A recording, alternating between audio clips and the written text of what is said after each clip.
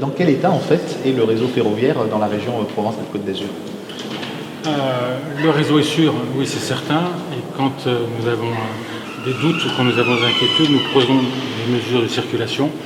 C'est ce qu'on appelle les ralentissements. Et dans tous les cas, on fait ce qu'il faut pour que le réseau reste sûr et soit sûr. Ça, c'est les mesures immédiates. Mais derrière aussi, nous avons des projets de renouvellement, de modernisation qui nous permettront de garantir cette sécurité dans le temps et surtout de maintenir le niveau de performance, ce que l'on n'arrive pas à faire avec les ralentissements.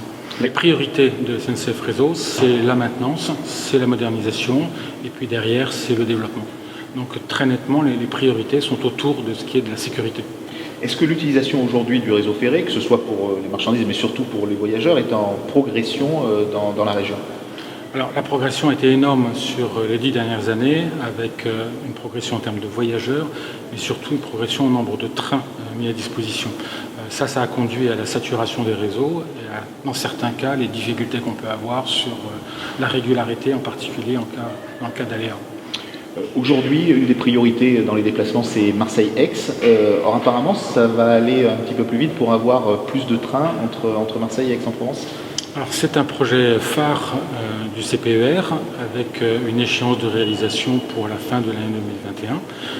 Oui, c'est un projet sur lequel la région, l'État, les collectivités sont très attentives et SNCF Réseau aussi, puisque nous sommes partie prenante dans l'affaire.